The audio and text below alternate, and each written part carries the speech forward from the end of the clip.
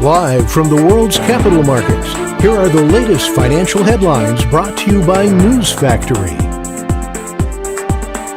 Hello and welcome to Thursday's Daily Financial Digest. And here's what's making the headlines in the markets today. The upcoming economic calendar features key data releases with varying degrees of importance.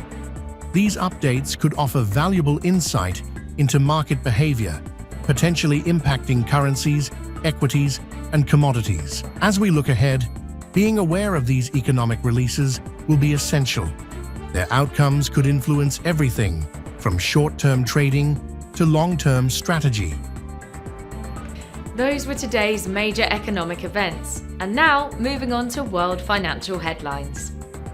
OpenAI CFO Sarah Friar said that an IPO is not on the cards for the company in the near term, the Wall Street Journal reported. Friar said the AI firm is prioritizing growth and research over profitability, and that its recent structural changes do not signal an imminent listing. UK's FTSE 100 scaled a fresh record close after starting on a quiet note, while investors await the Bank of England's interest rate decision and more corporate earnings later this week.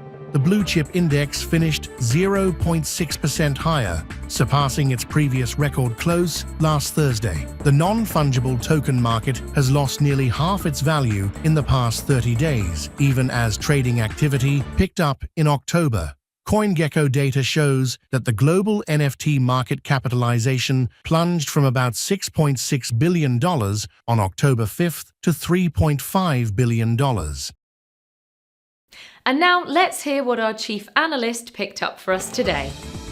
The Bitcoin dollar pair gained 2.6% in the last session after a 5.2% intra-session dip. The MACD is giving a positive signal. The euro-dollar pair traded sideways in the last session. The stochastic RSI indicates an overbought market. The pound got a slight bump of 0.2% against the dollar in the last session. The stochastic RSI is giving a negative signal. The Aussie dollar pair rose 0.3% in the last session. The CCI is giving a positive signal.